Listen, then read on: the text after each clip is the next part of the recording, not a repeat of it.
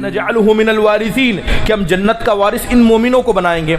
और वारिस किसको कहा जाता है? जिसका वो हकदार हो। यानी अगर बाप का माल है तो बाप का माल बेटे को आएगा तो वो हक से आएगा, उसे विरासत कहा जाता है। अब जन्नत हमारी विरासत कैसे हुई? जन्नत हमारी विरासत इसलिए हुई क्योंकि जन्नत हमारे बाप का घर था। ये जन्नत हमारे बाप का पहला घर था। अगर कोई आदमी कहता है कि ये जन्नत हमारा घर है, पलटकर उसी घर की तरफ जाना है, तो बिल्कुल सही है, कुरान इसे साबित करता है। बहुत सारे लोग मजाक उड़ाते हैं, कहते हैं कि तुम जन्नत हासिल करना चाहते हो, जन्नत क्या तुम्हारे बाप की है? हाँ, जन्नत हमारे बाप की है। जन्नत अल्लाह तबारक व तआला ने हमारे बाप का पहला ठिकाना बनाया था कि अल्लाह के नबी सल्लल्लाहु अलैहि वसल्लम की हयात थी कि अल्लाह के नबी अगर किसी को गुनाह करते हुए देख लेते, किसी को गलती करते हुए देख लेते, कभी अल्लाह के नबी लोगों के सामने डांटा नहीं करते, कभी उसे लोगों के सामने शर्मिंदा नहीं किया करते। अल्लाह के नबी देख लेते कि फला इंसान गलत काम कर रहा है, अल्लाह के नबी उससे लोगों को रोकना चाहते, तो अल्लाह के नबी कहते मा बालुन नास अक़वामिन यफ़अलूना कज़ा व कज़ा, लोगों को क्या हो गया, पता है कि कौन कर रहा है, लेकिन अल्लाह के नबी कहते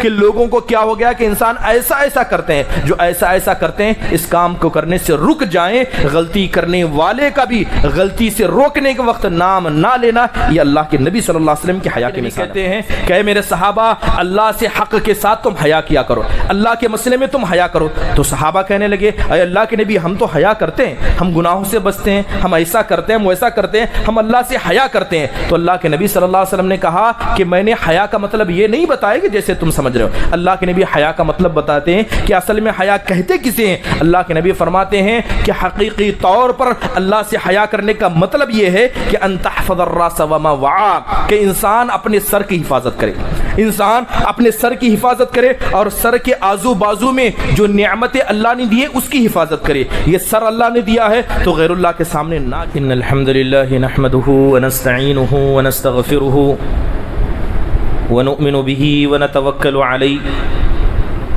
व नअऊज़ु बिल्लाहि मिन शुरूरि अनफुसिना व मिन सय्यिआति अअमालिना मन यहदिहिल्लाहु फला मुदिल्ल लहु व मन युद्लिल्हु फला हादिय लहु व अशहदु अन ला इलाहा इल्लल्लाहु वहदहु ला शरीक लहु व अशहदु अन्न मुहम्मदन अब्दुहु व रसूलुहु अम्मा बअद फ़इन्न खैरल हदीस किताबुल्लाह व खैरल हदी हदी मुहम्मदिन सल्लल्लाहु अलैहि वसल्लम व शर्रल उमूरि मुहदसातुहा व कुल्ल मुहदसतिन बिदअह व कुल्ल बिदअतिन ज़लाला व कुल्ल ज़लालतिन फिन्नार।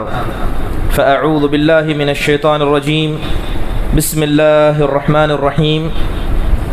या अय्युहन्नासु इत्तक़ू रब्बकुमुल्लज़ी ख़लक़कुम मिन नफ़्सिन वाहिदा व ख़लक़ मिन्हा ज़ौजहा व बस्स मिन्हुमा रिजालन कसीरन व निसाअ वत्तक़ुल्लाहल्लज़ी तसाअलून बिही वल अर्हाम इन्नल्लाहा काना अलैकुम रक़ीबा। या अय्युहल्लज़ीना आमनु इत्तक़ुल्लाहा हक़्क़ तुक़ातिही व ला तमूतुन्न इल्ला व अंतुम मुस्लिमून। या अय्युहल्लज़ीना आमनु इत्तक़ुल्लाह वक़ूलू क़ौलन सदीदा युस्लिह लकुम अअमालकुम व यग़फ़िर लकुम ज़ुनूबकुम व मन युतिइल्लाह व रसूलहु फ़क़द फ़ाज़ फ़ौज़न अज़ीमा। वक़ाल अल्लाहु सुब्हानहु व तआला फ़जाअत इहदाहुमा तमशी अला इस्तिहया वक़ालत इन्न अबी यदऊक लियजज़ियक अजर मा सक़ीत लना। तमाम किस्म की हम्दो सना, बड़ाई, किबरियाई, तारीफ़ व तौसीफ़ उस अल्लाह वहदहु ला शरीक के लिए लायक व ज़ेबा है, जिसने सारी कायनात को अदम से वजूद बख्शा और दरूद व नाजिल हो तमाम अंबिया अलैहिमुस्सलातु वस्सलाम पर, जिन्हें अल्लाह सुब्हानहु व तआला ने अपनी अपनी कौमों तक हादी और रहबर बनाकर भेजा। खुसूसन हमारे और आपके आखिरी नबी जनाब मुहम्मदुर रसूलुल्लाह सल्लल्लाहु अलैहि वसल्लम के ज़ाते ग्रामी पर, जिन्हें अल्लाह सुब्हानहु व तआला ने एक ऐसी शरीयत अता की जो शरीयत रात की तारीकी में भी दिन की तरह वाज़े और रोशन है। बिरादरान इस्लाम, इस्लाम एक आफाकी मज़हब है। हमें इस रुए ज़मीन पर जब अल्लाह सुब्हानहु व तआला ने बर्पा किया तो हमें हर वो चीज़ बता दी जिसकी वजह से हमें दुनिया और आखिरत में फ़ायदा हो सकता है। और हर उस चीज़ से मना कर दिया जिसकी वजह से हमें दुनिया और आखिरत में नुकसान हो सकता है। लेकिन जो चीज़ें बताई गई या जिन चीज़ों से रोका गया उसमें भी चीज़ें एक जैसी नहीं हैं। कुछ चीज़ों का करना ज़्यादा अफजल है, इसी तरह कुछ बुराइयों से बचना ज़्यादा बेहतर है। अब एक चालाक मोमिन वो होता है जो हमेशा उन कामों को करने की कोशिश करता है जो काम उसे आखिरत में ज़्यादा फ़ायदा दिलाए, बनिस्बत उन कामों के जिसके करने पर सवाब तो है लेकिन उतना नहीं होता है जितना दीगर आमाल पर होता है। आप जानते हैं कि मुसलमानों के यहाँ अल्लाह तबारक व तआला ने हमें 3 चीज़ें अता की हैं। 3 चीज़ों का हुक्म हमें दिया गया। सबसे पहली चीज़ बता दिया गया कि हम अपने अखलाक को दुरुस्त करें, और उससे पहले बताया गया कि इबादत को दुरुस्त करें, और इबादत से पहले बताया गया कि हम अपने अक़ीदे को दुरुस्त करें। ये चीज़ें इसी तरतीब से आती हैं। अगर किसी का अक़ीदा सही है तो यह अक़ीदा उसे जन्नत तक ले जा सकता है, लेकिन जहन्नम से यह अक़ीदा उसे सिर्फ बचा नहीं सकता। अगर किसी का अक़ीदा सही है, उसके बाद उस अक़ीदे के मुताबिक उसने इबादत भी अच्छी की, तो ये इबादत उसे जन्नत में ले जाएगी और जहन्नम से एक हद तक बचा सकती है। लेकिन अगर किसी इंसान का अक़ीदा भी अच्छा है, इबादत भी अच्छी है और अखलाक भी मिल जाएं, तो ऐसा इंसान ज़रूर जहन्नम से बचेगा और जन्नत में जाएगा। और याद रखें, अल्लाह ने इसी को कामयाबी कही है। कामयाबी ये नहीं है कि इंसान जन्नत का मुंह देख ले, कामयाबी ये नहीं है कि इंसान जन्नत में चला जाए। असल कामयाबी ये है कि इंसान जहन्नम से बच जाए, क्योंकि जन्नत में वो लोग भी दाखिल किए जाएंगे जिन्होंने दुनिया के अंदर जिना जैसे कामों को अंजाम दिया होगा, जिन्होंने चोरी की होगी, बड़े बड़े कबीरा गुनाह किए होंगे, लेकिन जहन्नम का ईंधन बनेंगे। जहन्नम में कब तक रहेंगे इसकी मिक़दार कोई नहीं जानता। जहन्नम में जलकर जब कोयला हो जाएंगे, अपने गुनाहों के एतबार से जहन्नम की सज़ा पालेंगे और अल्लाह अपने फ़ज़ल से उन्हें जहन्नम से निकालेगा, तब वो जन्नत में जाएंगे। इसीलिए अल्लाह तबारक व तआला ने हमेशा मोमिनों से कहा कि तुम जहन्नम से बचने की कोशिश किया करो। और अल्लाह फरमाता है कि फ़मन ज़ुहज़िहा अनिन नारी व उदखिलल जन्नत फ़क़द फ़ाज़, कि जिस इंसान को पहले जहन्नम से बचाया गया और जन्नत में दाखिल किया गया, ये असल कामयाबी है, ये असल कामयाबी है। और याद रखें, अगर किसी का अक़ीदा दुरुस्त है तो यह अक़ीदा उसे जहन्नम से नहीं बचा सकता। अगर अक़ीदा अच्छा है, गुनाहों में मुलव्वस है, तो ऐसा शख्स जहन्नम में जाएगा।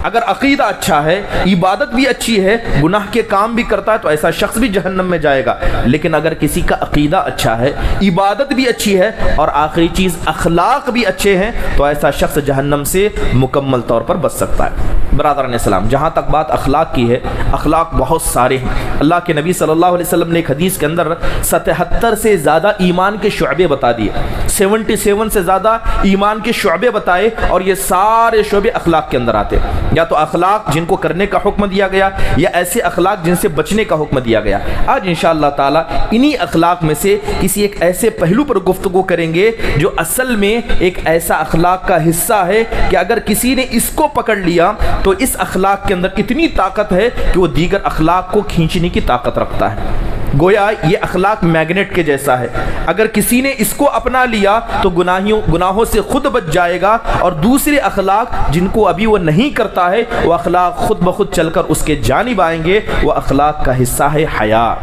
वो अखलाक का हिस्सा है हया, कि इंसान हयादार हो।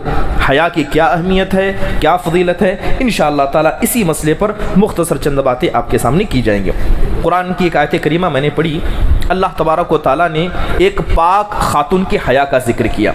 आप देखें कि अगर हया अच्छी हो और यह हया खातून के अंदर हो तो अल्लाह को हया इतनी पसंद आती है कि अल्लाह सातों आसमान से उसकी हया की तारीफ़ करता है। और आप तसव्वुर करें कि अगर अल्लाह सातों आसमान के ऊपर से किसी औरत की हया की तारीफ़ करे तो हया मुकम्मल होगी। कुरान में अल्लाह फरमाता है कि फ़जाअत इहदाहुमा तमशी अला इस्तिहया, कि उन दो बहनों में से एक मारे हया के आई। अपने चेहरे पर कपड़ा डाले आई, हया उसके चलने में थी, हया उसके बोलने में थी, हया उसके लिबास में थी। तो लिहाजा कहने लगी कि इन अबी यदऊक लियजज़ियक अजर मा सक़ीत लना, कि ऐ मूसा तुमने जो हमारी बकरियों को पानी पिलाया है इसके बदले में मेरे अब्बा आपको कोई हदिया देना चाहते हैं, लिहाजा वो आपको बुला रहे हैं, तो लिहाजा आपको बुला रहे हैं, आप हमारे साथ चलिए। तो लिहाजा हज़रत मूसा भी हयादार थे। जैसे ही उस लड़की ने उनके अब्बा का पैगाम सुनाया तो हज़रत मूसा आगे बढ़े और चलने लगे और उस खातून से कहा कि मुझे रास्ता बताना, ज़बान से कहने की ज़रूरत नहीं है, हो सकता है कि तुम्हारी आवाज़ की वजह से मेरे दिल के अंदर कोई चीज़ पैदा हो, पत्थर फेंकना, अगर मुझे दाएं जानिब जाना हो या बाएं जानिब जाना हो। बाएं जानिब जाना हो तो पत्थर फेंक देना, मैं उस तरफ चला जाऊंगा, अगर बाएं जानिब जाना हो तो पत्थर फेंक देना, मैं उस तरफ चला जाऊंगा, अगर सीधा चलना है तो खामोश रहना। तो अल्लाह तबारक व तआला ने यहाँ पर उस खातून की हया की तारीफ की जिसने हज़रत मूसा अलैहिस्सलातु वस्सलाम के साथ हया का मामला किया। बिरादर इस्लाम, कुरान करीम को जब हम पढ़ते हैं तो यकीनन कुरान करीम के अंदर और नबी सल्लल्लाहु अलैहि वसल्लम के अहादीस के अंदर हया की बहुत सारी फजीलतें बयान की गई। अगर मैं आपसे सवाल पूछूं कि हया कहते किसे हैं, हया का मतलब क्या? हया का मतलब जैसे उलमा ने बताया है कि दूसरों से डरते हुए, दूसरों की मलामत से, दूसरों की बुराई को बयान करने से बचते हुए इंसान गुनाहों से बच जाए। अगर मैं इस गुनाह को लोगों के सामने करूंगा, लोग मुझे करता देखेंगे तो शायद बुरा समझेंगे, तो उनकी मलामत से बचते हुए इंसान जिन बुराइयों से बच जाता है तो इसको हया कहा जाता है। और जो इंसान लोगों से हया महसूस करता है, अल्लाह से ऐसा शख्स क्या है, ज़रूर हया महसूस करेगा। अल्लाह के नबी सल्लल्लाहु अलैहि वसल्लम कुरान में अल्लाह ताला फरमाता है कि वो लिबास तक़वा ज़ालिका खैर, कि लोग दुनिया के अंदर लिबास पहनते हैं, अच्छा लिबास पहनते हैं, सफ़ेद लिबास पहनते हैं, काला लिबास पहनते हैं, महंगा लिबास पहनते हैं, सस्ता लिबास पहनते हैं। अल्लाह कहता है कि वो लिबास तक़वा ज़ालिका खैर, कि इंसान अपने जिस्म पर जितना भी लिबास पहने, जैसा भी लिबास पहने, सबसे बेहतरीन लिबास तक़वा का लिबास है। सबसे बेहतरीन लिबास तक़वा का लिबास है। अगर किसी को अच्छा लिबास पहनना है तो तक़वे का लिबास पहने। और मुफस्सिरीन ने तक़वा की तारीफ़ हया से की, तक़वे की तारीफ़ हया से की है कि ये जो लिबास आप पहनते हैं, ये लिबास सिर्फ लिबास की हद तक ना हो, ये लिबास आपको बेहयाई से लोगों के सामने बचा सकता है, लेकिन तने तन्हा जब आप रहें तो ये लिबास आपको बेहयाई से नहीं बचा सकता। लेकिन ये तक़वे का लिबास, हया का लिबास ऐसा है जो इंसान को लोगों के सामने और तने तन्हा रहने में हर किस्म की बुराइयों से बचा सकता है। अल्लाह तबारक व तआला ने नबी सल्लल्लाहु अलैहि वसल्लम की हया का जिक्र किया कि आप अलैहिस्सलातु वस्सलाम कितने हयादार थे। कुरान में अल्लाह कहता है कि या अय्युहल्लज़ीना आमनू ला तदखुलू बुयूतन नबी, कि ऐ ईमान वालो तुम नबी के घर में दाखिल मत हो, तुम नबी के घर में दाखिल मत हो यहाँ तक कि तुम्हें परमिशन दे दी जाए, इजाज़त दे दी जाए। जब इजाज़त दे दी जाए तो घर में दाखिल हो जाओ, और जब खाने से फारिग हो जाओ तो फ़ौरन चले जाओ, आपस में गुफ्तगू करते मत बैठना, इसलिए कि ये चीज़ नबी को तकलीफ़ देती है। इन्न ज़ालिकुम कान यूज़िन नबी, तुम्हारा खाने के बाद नबी के घर में बैठे रहना ये नबी को तकलीफ़ देता है, लेकिन नबी मारे हया के तुमसे नहीं कहते कि चले जाओ। नबी सल्लल्लाहु अलैहि वसल्लम मारे हया के कुछ नहीं कहते, लेकिन ये अल्लाह के नबी की तकलीफ है जिसे अल्लाह जानता है, तो लिहाजा अल्लाह तुम्हें हुक्म देता है कि नबी के घर में जब खाना खा लो तो फौरन नबी के घर से निकल जाओ। मारे हया के नबी सल्लल्लाहु अलैहि वसल्लम तुम्हें मना नहीं करते। तो अल्लाह ताला ने नबी सल्लल्लाहु अलैहि वसल्लम की हया की तारीफ की। बरादरान इस्लाम, अल्लाह के नबी सल्लल्लाहु अलैहि वसल्लम फरमाते हैं कि इन्ना मिम्मा अदरकन नास मिन कलामिन नबुव्वतिल ऊला कि इज़ा लम तस्तही फस्ना मा शित, कि अल्लाह ताला ने जितने भी रसूल भेजे, जितने भी अंबिया भेजे, सब नबियों ने यही बात कही और कहा कि जिस आदमी के अंदर हया नहीं है, जिस आदमी के अंदर हया नहीं है, दुनिया का कोई भी गुनाह कर ले कोई फ़र्क नहीं पड़ता। अगर जिसके पास हया है तो याद रखें कि हया की वजह से इंसान हर गुनाह से बचता है। तो इस हदीस पर गौर करें तो पता चलता है कि यह हदीस, इसका हुक्म यानी हया का हुक्म अल्लाह ने किसे दिया? जितने नबी गुजरे हैं, जितने रसूल इस रुए ज़मीन पर गुजरे हैं, सबको अल्लाह ने हया का हुक्म दिया है। और हया करने को अल्लाह ताला ने जब से इंसान को पैदा किया तब से हया का हुक्म हमेशा के लिए बाकी रहा है। अल्लाह के नबी सल्लल्लाहु अलैहि वसल्लम फरमाते हैं कि अल ईमान बिज़अुन व सबऊन शुअबा, कि ईमान की 77 शाखें हैं। अअलाहा क़ौलु ला इलाहा इल्लल्लाह, ईमान की सबसे बड़ी शाख ला इलाहा इल्लल्लाह का कहना है, और सबसे कमतर शाख तकलीफ दा चीज़ को रास्ते से हटा देना है। फिर अल्लाह के नबी कहते हैं वल हया शुअबतुन मिनल ईमान, लेकिन ईमान का एक बड़ा हिस्सा हया है, ईमान का एक बड़ा हिस्सा हया है। तो मुफस्सिरीन कहते हैं कि जब अल्लाह के नबी ने हया का सबसे बड़ा यानी सबसे टॉप लेवल ला इलाहा इल्लल्लाह को करार दिया और सबसे कमतर हिस्सा तकलीफदा चीज को रास्ते से हटाने का जिक्र किया, तो अल्लाह के नबी ने अलग से हया का जिक्र क्यों किया?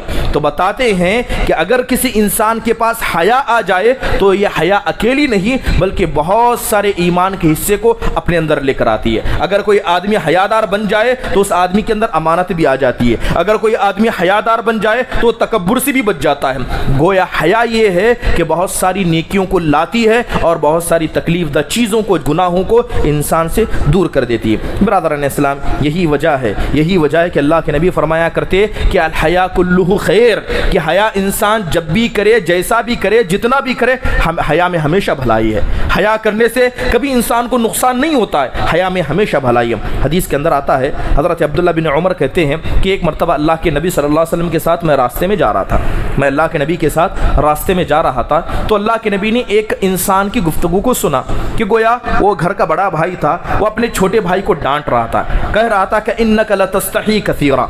बड़ा भाई छोटे भाई को डांटते हुए कहता है कि तुम बहुत हया करते हो, तुम बहुत लोगों से शर्माते हो, तुम्हारे हया करने की वजह से, तुम्हारे शर्माने की वजह से हमें इतना नुकसान हो रहा है, आइंदा से इतना हया करने की ज़रूरत नहीं है। अल्लाह के नबी सल्लल्लाहु अलैहि वसल्लम के कान पर यह बात पड़ी तो अल्लाह के नबी सल्लल्लाहु अलैहि वसल्लम ने कहा, दअहू फ़इन्नल हया मिनल ईमान वल हया कुल्लुहु बिखैर ला याती इल्ला बिल खैर। अल्लाह के नबी ने बुलंद आवाज़ से उससे कहा जो हया से रोक रहा था, अल्लाह के नबी ने कहा कि उसे रहने दो, जितना वो हयादार है, जितना लोगों से शर्माता है, उसे अपनी हालत पर बाकी रहने दो, क्योंकि ये हया करना ईमान की अलामत है। गोया जिसके दिल में हया है वो आदमी मोमिन है और हया हमेशा भलाई को लेकर आती है, लिहाजा तुम हया से उसे मना मत करो। अगर हया की वजह से लोगों से वो गुफ्तगू नहीं करता है, हया की वजह से अगर तिजारत में उसे नुकसान होता है, तो याद रखें कि तिजारत का नुकसान भी बर्दाश्त कर ले, लेकिन हया को इख्तियार करे, क्योंकि यह हया अल्लाह के यहाँ बहुत ज़्यादा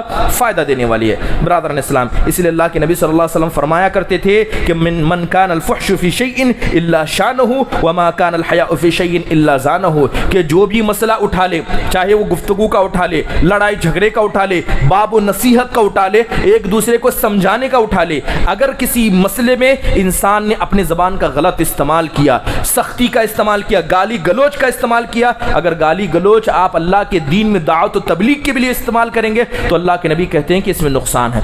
और याद रखें कि जो भी मसला हो, चाहे मसला छोटा हो या बड़ा, अगर किसी भी मसले में इंसान ने हया को शामिल कर दिया तो उसमें अल्लाह की जानिब से मदद आ जाती है और वो मामला सही हो जाता है। तो लिहाजा हया ये इतनी बड़ी नेकी है कि बुरे काम में भी, ऐसा काम जिसकी वजह से इंसान को नुकसान हो सकता है, हया की वजह से उसमें भी फायदा हो सकता है, और हया को छोड़ने की वजह से एक अच्छा काम भी हमारे लिए नुकसानदा साबित हो सकता है। बिरादरान इस्लाम, अगर हम जिक्र करें कि देखें कि अल्लाह तबारक व तआला ने कुरान व हदीस में बहुत सारे हयादार लोगों का जिक्र किया है, जिनकी हया को अल्लाह ने कुरान में मिसाल बनाया। सबसे पहले हमारे बाप आदम अलैहिस्सलातु वस्सलाम को ले, अल्लाह ताला ने इनका पहला घर जन्नत बनाया, इनका पहला घर जन्नत था। आप जानते हैं कि अक्सर लोग ये कहते हैं कि जन्नत को हमें लौट कर जाना है, जन्नत की तरफ हमें लौट कर जाना है। कुरान में भी अल्लाह कहता है कि वह कज़ालिका नजअलुहु मिनल वारिसीन, कि हम जन्नत का वारिस इन मोमिनों को बनाएंगे। और वारिस किसको कहा जाता है? जिसका वो हकदार हो, यानी अगर बाप का माल है तो बाप का माल बेटे को आएगा तो वो हक से आएगा, उसे विरासत कहा जाता है। अब जन्नत हमारी विरासत कैसे हुई? जन्नत हमारी विरासत इसलिए हुई क्योंकि जन्नत हमारे बाप का घर था, ये जन्नत हमारे बाप का पहला घर था। अगर कोई आदमी कहता है कि ये जन्नत हमारा घर है, पलट कर उसी घर की तरफ जाना है, तो बिल्कुल सही है, कुरान इसे साबित करता है। बहुत सारे लोग मजाक उड़ाते हैं, कहते हैं कि तुम जन्नत हासिल करना चाहते हो, जन्नत क्या तुम्हारे बाप की है? हाँ, जन्नत हमारे बाप की है। जन्नत अल्लाह तबारक व तआला ने हमारे बाप का पहला ठिकाना बनाया था, तो इसी बात को कहा कि ये जन्नत तुमको लौट कर उसी की जानिब जाना है, क्योंकि ये इंसान की इज्जत अल्लाह ने दी कि अल्लाह ने इब्ने आदम का सबसे पहला घर जन्नत बनाया।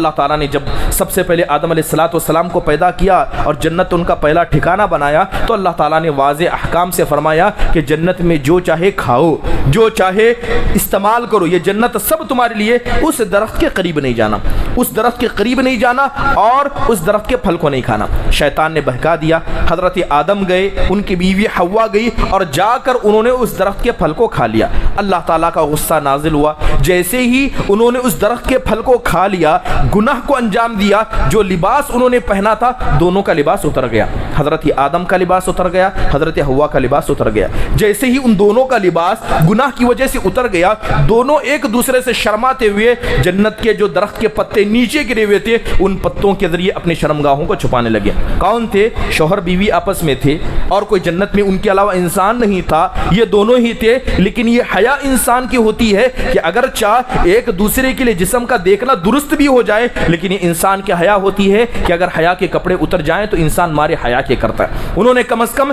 अल्लाह के फरिश्तों से हया की, अल्लाह से हया की, और फौरन हज़रत आदम ने, हज़रत हव्वा ने अपने जिस्म के हिस्सों को जन्नत के पत्तों से छुपाना चाहा। तो अल्लाह तबारक व तआला ने इनकी तारीफ की और कहा कि ये इब्ने आदम की खुसूसियत में से है कि अगर इनके अंदर हया है तो इनके अंदर भलाई है। अगर इनके अंदर हया नहीं है, चाहे इंसान कितना भी नेक हो, मुत्तकी हो, परहेजगार हो, अगर बदजुबान है, बेहया है, तो अल्लाह के नज़दीक बुरा है, वो अल्लाह के नज़दीक बुरा है। एक इंसान कई चीज़ों में कमज़ोर है लेकिन हयादार है, हयादार है। किससे हया करता है? अल्लाह से हया करता है। इसी तरह अल्लाह के फरिश्तों से हया करता है। अल्लाह ने जिन लोगों को ज़मीन में पैदा किया उन लोगों से हया करता है, तो ऐसा इंसान यकीनन फ़ायदे में है। अल्लाह ताला ने इनका जिक्र किया। अल्लाह ताला ने और एक हयादार शख्स का कुरान के अंदर जिक्र किया, जिन्हें हम और आप हज़रत मूसा अलैहिस्सलाम के नाम से जिक्र करते हैं। अभी बताया गया कि हज़रत मूसा इतने हयादार थे कि खातून ने आकर उनके बाप का पैगाम सुनाया तो हज़रत मूसा खुद आगे बढ़े और खातून को पीछे छोड़ा।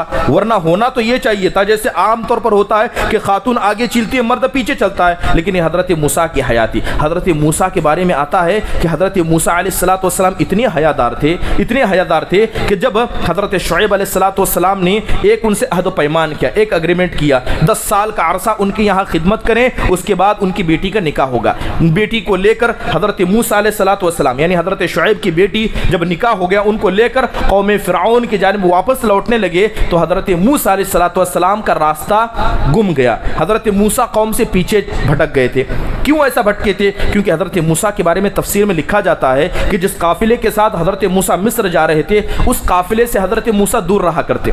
जैसे दिन होता उस काफिले से दूर रहते, लेकिन रात में उनसे मिल जाते। दिन में काफिले से दूर इसलिए रहते कि कहीं उनकी बीवी को कोई ना देख ले, उनकी बीवी को कोई ना देख ले। काफिले से दूर रहते, लेकिन जैसे रात का वक्त हो जाता, तारीकी आ जाती, निगाहें से नहीं मिल सकती, तो रात में काफिले से मिल जाते। लेकिन रात में काफिला कुछ दूर चला गया तो हज़रत मूसा भटक कर कोहे तूर पर चले गए, जहां अल्लाह ने उनको नबूवत अता फरमाई। तो हज़रत मूसा का किरदार था। हज़रत मूसा अपने जिस्म के अक्सर हिस्सों को लोगों से छुपाते थे। हज़रत मूसा अपने जिस्म के अक्सर हिस्सों को छुपाते थे। यहाँ तक कि जो कौम बनी इसराइल थी, यहूद थे, इन्होंने इल्ज़ाम लगाया और कहा कि हज़रत मूसा अपने जिस्म के एक एक हिस्से को क्यों छुपाते हैं? अपने हाथों को छुपाते हैं, पैरों को छुपाते हैं और अपने जिस्म के हिस्से को छुपाते हैं। यकीनन इनकी जिल्द में, इनकी स्किन में कोई ना कोई प्रॉब्लम है। हो सकता है कि सफ़ेद दाग धब्बे हों, हो सकता है कि कोड़ी का मर्ज हो सकता है ऐसा है, हो सकता है ऐसा है। कोई ना कोई प्रॉब्लम या कोई ना कोई मुश्किल हज़रत मूसा के साथ है, यहाँ तक कि अपने हाथों और पैरों को मारे हया के छुपाते हैं। तो लिहाजा कौम वालों ने उन्हें इल्ज़ाम लगाया, तरह तरह के इल्ज़ाम लगाए। हज़रत मूसा ने इल्ज़ामों की परवाह नहीं की, लेकिन बाकायदा हया से रहा करते थे। यहाँ तक कि जब इनके इल्ज़ाम ज़्यादा हो गए और इनके इल्ज़ामों की वजह से बनी इसराइल जो मोमिन लोग थे उनके अंदर दिलों में शक पैदा होने लगा, तो अल्लाह ताला ने हज़रत मूसा को इनके सामने पाक साबित करना चाहा। हज़रत मूसा एक समंदर के किनारे, जैसे अक्सर बनी इसराइल के लोगों का मसला ये था, यहूदियों का, कि सब मिलजुल कर नहाया करते, जिस्म के सारे लिबास को उतार देते, जहाँ नदी होती, तालाब होते, सब वहाँ बरहाना नहाया करते। लेकिन हज़रत मूसा हयादार थे कि जिस्म का थोड़ा हिस्सा नहीं दिखाते, तो उनके साथ कैसे नहाया करते? तो लिहाजा अलग नहाया करते। तो एक मरतबा बनी इसराइल यहूदी दूसरी जगह पर नहा रहे थे, उससे कुछ दूर में हज़रत मूसा अकेले तने तनहा नहा रहे थे। उन्होंने अपने कपड़े निकाल कर एक पत्थर पर रखा कौम यहूद ने हज़रत मूसा पर इल्ज़ाम लगाया था कि आपके अंदर कोई ना कोई ऐब ज़रूर है। हज़रत मूसा नहाने लगे, नहाने से फारिग हो गए तो अल्लाह ताला ने उस पत्थर को हुक्म दिया कि तुम कपड़े लो और यहाँ से निकलो। लिहाजा पत्थर हज़रत मूसा के कपड़े को लेकर दौड़ने लगा। पत्थर दौड़ रहा था लेकिन वो कपड़े हज़रत मूसा के ऊपर ही थे। हज़रत मूसा ने देखा कि मेरे कपड़े पत्थर लेकर भाग रहा है, फौरन पानी से निकले, लाठी ली और पत्थर के पीछे भागते हुए कहने लगे सऊबी हजर, सऊबी हजर, ऐ पत्थर मेरे कपड़े तो छोड़ दे, ऐ पत्थर मेरे कपड़े तो छोड़ दे। यहां तक कि वो पत्थर लुढ़कता लुढ़कता उन बनी इसराइल की कौम के पास आया जो बरहना नहा रहे थे। यहां तक कि उन्होंने हज़रत मूसा के जिस्म के अक्सर हिस्से को देख लिया। हज़रत मूसा के जिस्म के अक्सर हिस्से को देख लिया कि इनके पास कोई ऐब नहीं, न जिल्द की बीमारी है, न ज़ाहिरी बीमारी है, न बातनी बीमारी है। तो कौम वालों के सामने अल्लाह ताला ने हज़रत मूसा को पाक फरमाया। अल्लाह ने इसी का जिक्र करते हुए फरमाया कि हज़रत मूसा थे जिनके साथ हमने ऐसा मुआमला किया क्योंकि ये मूसा इतने हयादार थे। बिरादरान इस्लाम, यही हया है कि अगर किसी इंसान के अंदर हया बच जाए, याद रखें अगर चाहे वो काफिर हो, अगर चाहे वो गैर मुस्लिम हो, अगर किसी के दिल में हया है तो ऐसा इंसान लोगों के सामने झूठ ना बोले। लेकिन बेहया इंसान लोगों के सामने मुंह पर झूठ बोलता है, लोगों के पीछे झूठ बोलता है। अरब के अंदर ये खासियत थी कि अरब के लोग हयादार थे। अबू सुफियान रज़ी अल्लाह अन्हु का मामला देखें कि जब मुसलमानों की एक जमात हिजरत करके हबशा चली गई तो हिजरत करके जब हबशा चले गए तो अबू सुफियान रज़ी अल्लाह अन्हु अभी मुसलमान नहीं हुए थे। ये फतेह मक्का के वक्त मुसलमान हुए, अभी मुसलमान नहीं हुए थे। लिहाजा मुशरिकीन ने एक काफिले के साथ हज़रत अबू सुफियान को भेजा कि आप जाइए और हबशा के बादशाह से गुफ्तगू कीजिए और ये भगोड़े मुसलमान जो भाग कर गए इनको पकड़कर दोबारा लाइए। हज़रत अबू सुफियान गए और जाकर नज्जाशी बादशाह जो नसरानी था उनसे गुफ्तगू करने लगे। कहने लगे कि ये हमारी कौम के लोग हैं, भागकर तुम्हारे पास आए, लिहाजा इन्हें तुम लौटा दो। तो लिहाजा हज़रत जाफ़र तैयार खड़े हुए गुफ्तगू करने लगे। तो जब बातें चलने लगी तो उन बातों के दरमियान देखें कि अगर किसी इंसान के अंदर हया होती है तो वो अपने दुश्मन के मसले में भी झूठ बोलना पसंद नहीं करता, अपने दुश्मन के मसले में भी झूठ बोलना नहीं पसंद करता, चाहे सामने वाला मुसलमान हो, गैर मुस्लिम हो, कोई भी हो। अबू सुफियान मुसलमान नहीं थे। तो लिहाजा बादशाह ने उनसे पूछा कि ये जिस नबी की बात करते हैं क्या इस नबी को तुमने कभी झूठा पाया है? क्या कभी इस नबी ने तुम्हारे बीच में खयानत की है? क्या ये नबी ऐसा है वैसा है? अखलाक के यहाँ इस नबी के अंदर कोई बात बाकी है? तो अबू सुफियान अपने दिल में सोचने लगे खुदा की कसम अगर मेरे दिल में हया ना होती तो मैं अभी झूठ बोल देता और कह देता कि ये नबी झूठा है। मैंने उस बादशाह से कहा कि ये नबी कभी ना झूठा था, जिसने इस बात का दावा किया है वो झूठा नहीं हो सकता। तो बादशाह कहता है कि जब तुम्हारे दुनिया के मसले में वो झूठ नहीं बोल सकता तो तुमने कैसा ख्याल किया कि अल्लाह के मसले में नबी झूठ बोल रहा होगा? तो अबू सुफियान देखे काफिर थे लेकिन हया थी, मारे हया के नज्जाशी के सामने उन्होंने अल्लाह के नबी के बारे में झूठ नहीं बोला। तो हया इतनी बड़ी एक इंसान की फितरत में दाखिल है कि अगर इंसान के अंदर हया आ जाए तो यकीनन बहुत कामों से इंसान बच जाता है। खुद नबी सल्लल्लाहु अलैहि वसल्लम की हया देखिए, अल्लाह के नबी मिअराज पर गए, अल्लाह ताला ने 50 वक्त की नमाज का हुक्म दिया। जब हज़रत मूसा उन 50 नमाजों को लेकर अल्लाह के नबी नीचे उतरे तो हज़रत मूसा ने मशवरा दिया कि 50 वक्त की नमाज पढ़ने की ताकत आपकी उम्मत नहीं रखेगी, क्योंकि ये बातें मेरे साथ भी हुई हैं।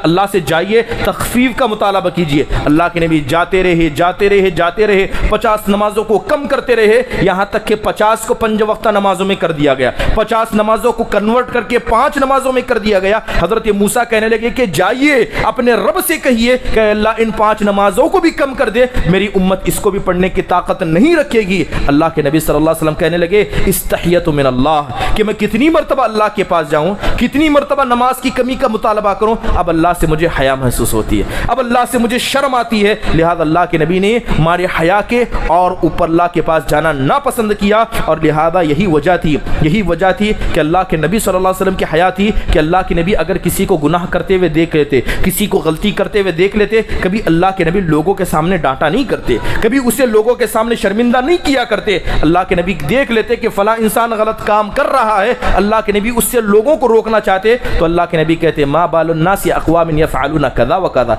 लोगों को क्या हो गया पता है कि कौन कर रहा है, लेकिन अल्लाह के नबी कहते कि लोगों को क्या हो गया कि इंसान ऐसा ऐसा करता करते हैं, जो ऐसा ऐसा करते हैं इस काम को करने से रुक जाएं। गलती करने वाले का भी गलती से रोकने के वक्त नाम ना लेना, ये अल्लाह के नबी सल्लल्लाहु अलैहि वसल्लम की हया की मिसाल है। सहाबा इकराम जिन्होंने अल्लाह के नबी की इस हया को देखा तो सहाबा इकराम हया में कैसे पीछे रहते। सहाबा की मिसालें देखें कि सहाबा इकराम कितने हयादार थे। हज़रत अबू बकर सिद्दीक़ रज़ियल्लाहु अन्हु कहते हैं कि अल्लाह ताला से मुझे इतनी हया महसूस होती है, अल्लाह से मुझे इतनी शर्म आती है, अल्लाह से मैं इतनी हया करता हूँ कि जब मैं क़ज़ाए हाजत के लिए मैदान में जाता हूँ, क्योंकि उस वक्त हमारे ज़रा लेटरिन नहीं थे जो घरों के अंदर किए जाएँ, क़ज़ाए हाजत के लिए बाहर जाया करते। हज़रत अबू बकर कहते हैं कि जब क़ज़ाए हाजत के लिए मैं किसी मैदान में चटियल जगह में जाता हूँ तो क़ज़ाए हाजत के वक्त अपने सर पर कपड़ा डाल लेता हूँ, क़ज़ाए हाजत के वक्त अपने मैं सर को छुपा लेता हूँ, अल्लाह से हया करते हुए कि ऐसे काम को कैसे मैं करूँ जबकि अल्लाह मुझे देख रहा है। यह हया का कितना जिंदा नमूना है। यह हज़रत अबू बकर रज़ी अल्लाह उनकी हया थी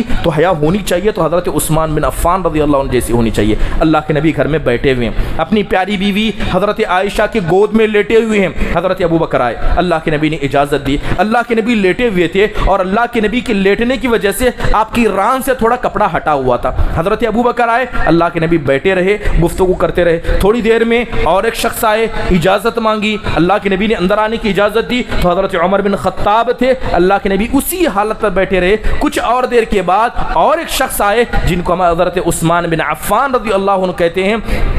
जैसे ही हज़रत उस्मान घर में आए अल्लाह के नबी उठकर बैठ गए, अल्लाह के नबी ने अपने कपड़े को सीधा कर लिया। जब सारी गुफ्तगू हो गई, मजलिस बर्खास्त हो गई तो हज़रत आयशा पूछने लगी, कहने लगी अल्लाह के नबी सल्लल्लाहु अलैहि वसल्लम जब मेरे अब्बा जान आए तो जिस पोजीशन में आप थे आप वैसे ही बैठे रहे, आपने ना अपना कपड़ा सीधा किया ना आप उठकर बैठे रहे, उसी तरह बैठे रहे। उसके बाद उमर बिन ख़त्ताब आए, आप अपनी हालत पर रहे, लेकिन जैसे ही उस्मान आए आपने सबसे पहले अपना कपड़ा सीधा किया, उठकर सीधा बैठे। अल्लाह के नबी आपने ऐसा क्यों किया? तो अल्लाह के नबी फरमाते हैं कि जहां तक मसला हजरत उस्मान का है, अला अस्तही मिन रजुलिन तस्तही मिनहुल मलाइका, क्या ऐसे आदमी से हया मैं ना करूं जिस आदमी से खुद फरिश्ते हया करते हैं। ये इतना बाहया शख्स है कि फरिश्ते इससे हया करते हैं, क्या ऐसे आदमी से मैं हया ना करूं? लिहाजा हजरत उस्मान के आते ही अल्लाह के नबी ने अपना कपड़ा सीधा किया, सोकर गुफ्तगू करने के बजाय अल्लाह के नबी ने बैठ कर गुफ्तगू करना पसंद किया। तो ये सहाबा इकराम की हया थी और यकीनन अल्लाह ताला ऐसी हया को पसंद करता है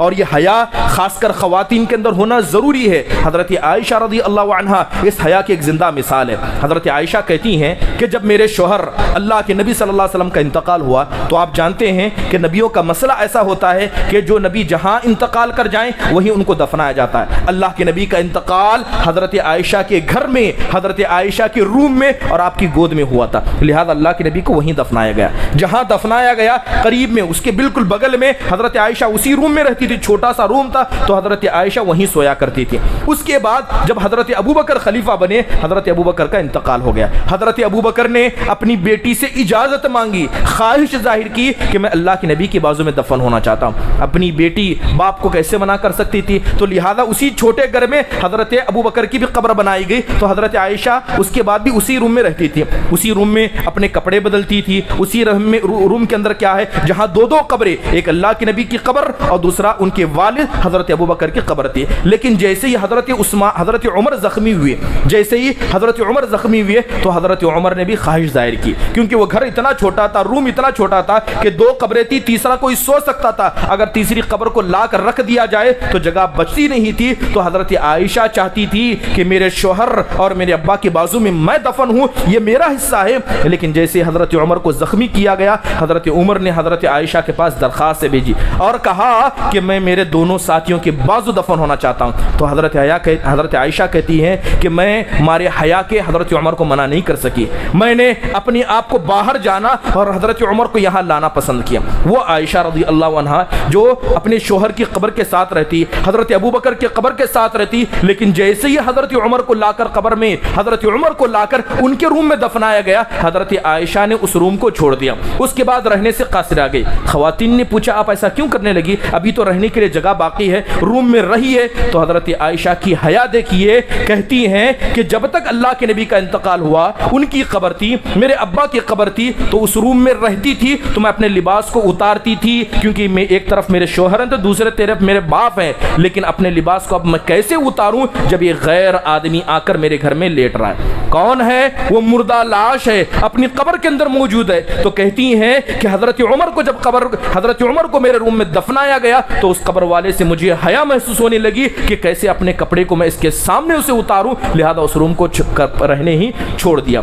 तो ये देखिए, खवातीन के अंदर हया आ जाए तो हया इस कदर आ जाती है कि एक मुर्दे से भी एक खातून हया करने लगती है, और यह हया हजरत आयशा रज़ी अल्लाह अन्हा के अंदर आई थी। बिरादरान इस्लाम, हया की ऐसी ऐसी ज़िंदा मिसालें हमारे सल्फ़े सालीन की यहाँ मौजूद हैं। हज़रत अब्दुल्ला बिन मसऊद रज़ी अल्लाह, बड़े मशहूर और मारूफ सहाबी, हज़रत अब्दुल्ला बिन मसऊद रज़ी अल्लाह ने एक इंसान को जो ताबई थे उनको अपने घर में रहने के लिए जगह दी थी। घर बड़ा था, घर का एक रूम का हिस्सा हज़रत रबी बिन खुवैसिम रहमहुल्लाह को दिया था। ये ताबई थे।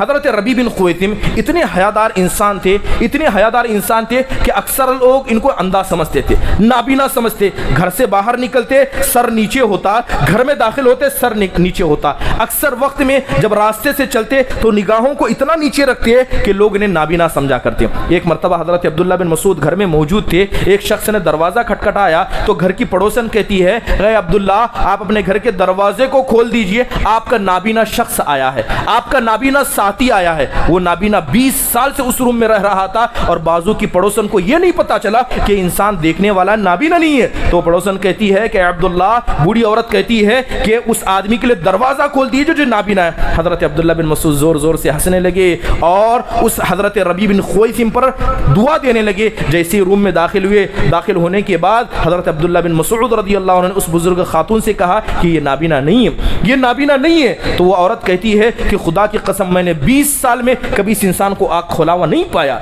घर में दाखिल होते तो आंखों को बंद करके दाखिल होते, घर से बाहर निकलते तो आंखें इतनी कम खोलते कहीं किसी हराम चीज की तरफ निगाह ना पड़ जाए, यहां तक कि पड़ोसी इनको नाबीना समझा करते। ये हमारे सल्फ़े सालेहीन हैं जिन्होंने हया को इस मिक़दार तक पहुंचाया। और याद रखें कि हया जिस शख्स के अंदर जितनी आती है उतना वो इंसान बेहतर होता है। बरादर सलाम, अब हया करनी तो चाहिए, किससे करनी चाहिए? 3 किस्म के ऐसे लोग हैं जिनसे हया करनी चाहिए। सबसे पहले अगर इंसान को हया करनी चाहिए तो अल्लाह से करनी चाहिए। इंसान झूठ बोले तो अल्लाह से शर्म करे कि अल्लाह उसे देख रहा है। इंसान चुगली करे, गीबत करे, इंसान जिना करे, यहाँ तक कि ज़बान से कोई भी गलत अल्फाज इस्तेमाल करे, इंसान को अल्लाह से हया करनी चाहिए कि अल्लाह उसे देख रहा है। अल्लाह ने फरिश्ते मुकर्रर किए जो अल्लाह के फरिश्ते हुक्म से लिख रहे हैं। और दूसरी चीज़, अगर हया करनी चाहिए तो फरिश्तों से हया करनी चाहिए। वो फरिश्ते जो हमारे कंधे पर मौजूद हैं, वो फरिश्ते जो अपने कंधे पर मौजूद है। इसलिए सल्फ़े सालिहीन कहते हैं कि इंसान के लिए, खासकर एक हयादार इंसान के लिए बिल्कुल दुरुस्त नहीं कि अपने जिस्म के सारे कपड़े को उतार दे।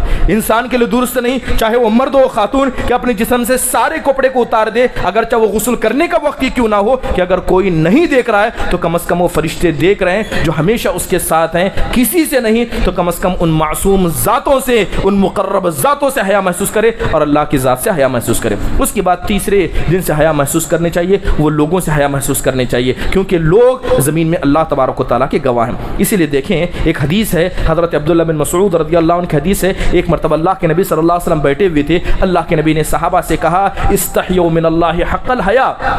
अल्लाह के नबी कहते हैं कि मेरे सहाबा, अल्लाह से हक़ के साथ तुम हया किया करो, अल्लाह के मसले में तुम हया करो।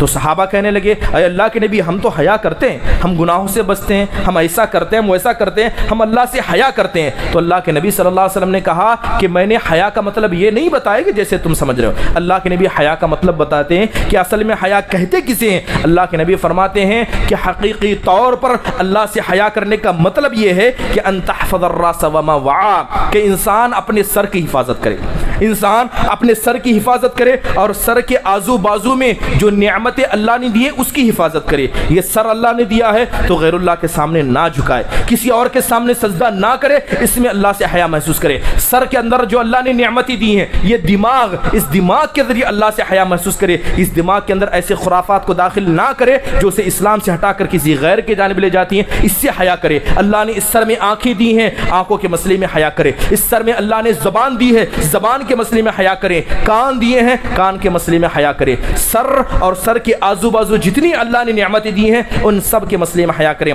फिर अल्लाह के नबी फरमाते हैं व अन तहफ़ज़ल बतन व मा हवा, कि अल्लाह ने जो पेट दिया है और पेट के आजू बाजू जो नेमतें दी हैं उनके ज़रिए इंसान हया करे। पेट में हराम ग़िज़ा को ना डाले, इंसान हया करे। पेट से मिलते जुलते जो हाथ हैं इनसे बुराई का काम ना करे, हया करे। पेट से मिलते जुलते जो पैर हैं उसके मसले में हया करे। पेट से मिलती जुलती जो उसकी शर्मगाह है उससे हया करे। लिहाजा पेट और उसकी इर्द गिर्द चीज़ों के मसले में हया करे। फिर अल्लाह के नबी फरमाते हैं व ततज़क्करुल मौत वल बलवा, और इंसान को अल्लाह से हया करनी चाहिए और अपनी मौत को याद करना चाहिए। ये जो अच्छा लिबास, जुमा का दिन है, आप नहा धोकर आप अच्छा लिबास पहन कर आते हैं, मौत के वक्त को याद कीजिए। यही लिबास और यही आपका जिस्म क्या है, कब्र में जाने के बाद सड़ने वाला है, इस पर कीड़े रेंगने वाले हैं, और यही इंसान की हकीकत है और हर इंसान के साथ ऐसा होना है। लिहाजा इंसान उस दिन के आने से पहले अल्लाह ताला से हया महसूस करे। फिर अल्लाह के नबी फरमाते हैं कि वमन अरादल आखिरा तरक ज़ीनत दुनिया,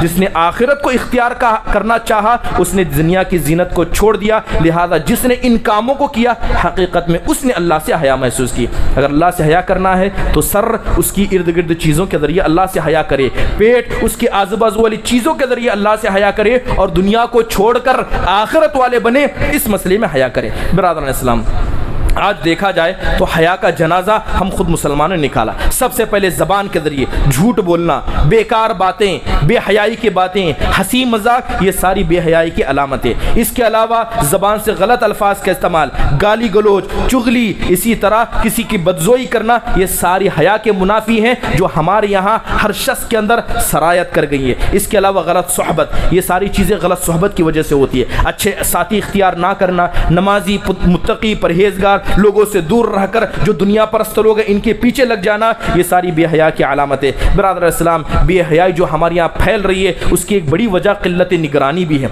आज हम अपने बच्चों को देखते हैं कि बच्चे थोड़े से बड़े हो जाते हैं, उनके हाथ में मोबाइल फ़ोन थमा दिए जाते हैं। ये मोबाइल फ़ोन बेहयाई का एक सबसे बड़ा ज़रिया है। आज हमारी हया का मिक़दार चेक करें कि कितने लोग ऐसे हैं जो यूट्यूब यूज़ नहीं करते होंगे। सब लोग तकरीबन कभी ना कभी यूट्यूब देखते ही होंगे, चाहे ये जो बयान रिकॉर्ड किए जाते हैं इसके लिए तो आप यूट्यूब खोलते ही होंगे। क्या यूट्यूब देखते वक्त आपके सामने गैर महरम औरतें नहीं आती हैं? उनको देखते वक्त क्या आपके दिल में अदना भी तकलीफ होती है कि मोबाइल में किसी औरत की, खातून की तस्वीर भी देखना गलत है? क्या इसे कोई गलत समझता है? अगर आप यूट्यूब के अंदर किसी खातून को देखना गलत नहीं समझते हैं तो इससे बढ़कर बेहयाई की अलामत क्या होगी कि किसी गैर महरम को देखने को आप बुरा नहीं समझते हैं। आज ये मसला हम में से हर शख्स का है, चाहे कहने वाला हो या सुनने वाले हो, सबका यही हाल है कि हम गैर महरम चीज़ों को देखने को बुरा नहीं समझते। स्क्रॉलिंग करना, चाहे फेसबुक में हो, इंस्टाग्राम पे हो या इसी तरह जितने भी सोशल मीडिया ऐप्स हो, सबकी जब हम स्क्रॉलिंग करते हैं तो इन चीज़ों को देखना हमारे नज़दीक बुरा नहीं हो गया। ज़ाहिर में जब हम ख़वातीन को देखते हैं तो निगाह नीची कर लेते हैं, लेकिन जब मोबाइल को देखते हैं तो कितने लोग ऐसे हैं जो अपनी निगाहों को नीची करते हैं। ये बेहयाई की अलामत है। अल्लाह से हया का मुतालबा करें। बिरादरान इस्लाम, यही वजह है कि बच्चों को फ़ोन देना, बच्चों का घर में कार्टून देखना और इसी तरह कार्टून के अलावा ये छोटे मोटे ऐप्स के जरिए चीज़ों को देखना, ये बेहयाई का एक बड़ा जरिया है। इबादत में कोताही करना, इबादत करने के बाद भी इसी तरह जब ये बात हमारी ख़वातीन की जाए, ख़वातीन पर्दा तो करती हैं, चेहरों को तो छुपाती हैं। क्या ख़वातीन के लिबास में, क्या ख़वातीन के चलन में हया है? अल्लाह ताला ने उस खातून की तारीफ़ की जिसके चलने में भी हया थी। आज जाइए हमारी कितनी ऐसी ख़वातीन को देखें तो चलती हैं तो मर्दाना चाल चलती हैं, सीना तान कर चलती हैं, हया नहीं होती। एक वक्त था कि जब मर्द चलते तो ख़वातीन बच बच कर चलती। आज हाल ये है कि हम चलते हैं तो हमें औरतों से बचकर चलना होता है। क्या ये बेहयाई नहीं है? क्या ये बेहयाई हमारे खातूनों के अंदर, हमारे मर्दों के अंदर, हमारी मार्केटों के अंदर नहीं पाई जाती? बेहयाई की मजहर बयान करें तो हज़ारें हैं और ये सारी हया के कम होने की अलामतें हैं। बिरादरान इस्लाम, हया जो हमारी औलाद के अंदर, हमारे बच्चों के अंदर कम होती है, इसकी बड़ी वजह यह है कि हमने तरबियत में कोताही की। आज हमारे बच्चे छोटे होते हैं। याद रखें कि अगर आप अपनी औलाद की सही तरबियत नहीं करेंगे तो हया कभी उनके अंदर नहीं आ सकती, वो बेहयाई की तरफ जाएंगे। सबसे पहली मिसाल जो बच्चों के अंदर बेहयाई पाई जाती है, छोड़ें कि नौजवानों के अंदर जो बेहयाई पाई जाती है, बच्चों के अंदर जो बेहयाई पाई जाती है, उसके बहुत सारे वजूहात है। पहली चीज़ ये है कि हम अपने बच्चों को इबादत की तरफ हुक्म नहीं देते। 7 साल का हो जाए बच्चा या बच्ची तो नमाज का हुक्म देना है। 10 साल के हो जाएं तो नमाज ना पढ़ने पर उन्हें मारना है। और याद रखें, अगर आपने अपने बच्चों को नमाज की तरफ लाया तो ये नमाज बच्चों को ज़रूर बेहयाई से बचाएगी। इन्नस्सलात तन्हा अनिल फ़हशाई वल मुनकर, कि जो नमाज पढ़ता है ये नमाज उसे बेहयाई के कामों से रोकती है। अगर आपने बचपन से अपने बच्चों को नमाज पढ़ने का हुक्म नहीं दिया और नमाज की तरगीब नहीं दी तो लिख लें कि ये बेहयाई की तरफ ज़रूर जाएंगे। दूसरी वजह लिबास का। छोटे बच्चे होते हैं, लड़कों को लड़कियों का लिबास पहना, लड़कों को लड़कियों का लिबास पहना। जाइए हमारे घरों का माहौल देखिए, लड़का छोटा होता है तो उसे लड़कियों का बसा औकात कपड़ा पहना दिया जाता है। बच्चियां छोटी होती हैं, गोद में होती है, उन्हें जीन्स पैंट पहना दी जाती है। हम लिबास के मसले में फ़र्क नहीं करते। अगर आपने अपनी औलाद में, अगरचे वो छोटे हैं, अगर लिबास में तमीज़ नहीं की तो कहाँ से बताइए हमारे बच्चियों के अंदर और बच्चों के अंदर हया आएगी।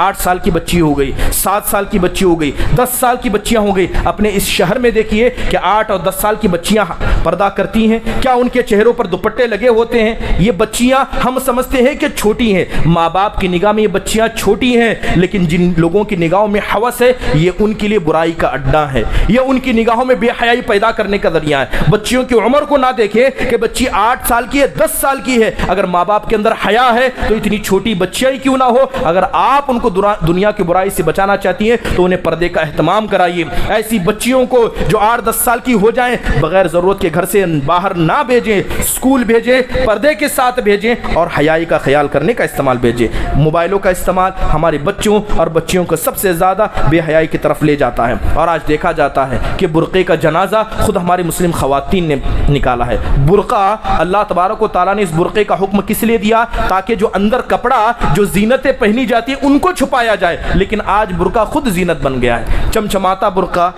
एम्ब्रॉयडिंग का बुर्क़ा, कलर का बुर्क़ा। एक इंसान जो बुर्क़े को ना देखना चाहे, बुर्क़ा इतना अच्छा होता है उस पर इस्तरी मार दी जाती है, स्प्रे लगा दिया जाता है कि ना देखने वाले की निगाहें बुर्क़े की तरफ आ जाती है। अल्लाह ने बुर्क़े का हुक्म क्यों दिया? ताकि अंदर की ज़ीनत को छुपाया जा सके। और आज हमारी मुस्लिम ख़वातीन ने बुर्क़े को ही ज़ीनत बना दिया और अच्छे से अच्छा बुर्क़ा खरीदते हैं ताकि लोगों के सामने दिखाया जा सके कि हमारा बुर्क़ा अच्छा है। बुर्क़ा तो छुपाने के लिए आया था, हमने बुर्क़े को ही दिखाने की चीज़ बना दी। ये एक बड़ी वजह है। बुर्क़ा इबादत है, आदत नहीं है। जो घर के अंदर ख़वातीन बुर्क़ा करके आती हैं, चाहे मस्जिद आए बाहर जाएँ, ये समझ कर जाएँ कि हम इबादत कर रही हैं, हम इबादत की नीयत से बुर्क़ा पहनती हैं, ना कि आदत के तौर पर बुर्क़ा पहनती है। अगर कोई खातून बतौर आदत बुर्क़ा पहनती है तो उसे बुर्क़ा पहनने पर सवाब भी नहीं मिलेगा। लेकिन अगर कोई खातून आदत के तौर पर नहीं बल्कि इबादत के तौर पर अपने घर से बाहर भी नहीं निकलती है तो अल्लाह उस पर भी उसे सवाब देगा। ये गाने बजाने, आजकल गाने बजानों का माहौल देखिए, चाहे मोबाइल फ़ोन के रिंगटोन हो या आम चीज़ें जो मोबाइल वगैरह में ऐड वगैरह आते हैं, गाना बजाना इतना आम है। याद रखें कि जिस मुआशरे में गाना बजाना आम हो जाए वहाँ पर बेहयाई फैल जाती है। जिस मुआशरे में गाना बजाना आ गया बेहयाई आ ही जाएगी। इसलिए कि अल्लाह के नबी फरमाते हैं कि इन्नल गिना तुम्बितुन निफाक़ फ़िल क़ल्बि कमा तुम्बितुल माअल बक़ला, कि जिस तरह ज़मीन में अगर आप पानी डाल दें तो पानी की वजह से ज़मीन फल को उगा देती है, ज़मीन पेड़ पौधों को उगा देती है, इसी तरह गाना बजाना दिल के अंदर निफाक को उगा देता है। गाना बजाना और सुनना शुरू कर दिया, दिल के अंदर निफाक आ गया और निफाक की सबसे बड़ी अलामत बेहयाई है।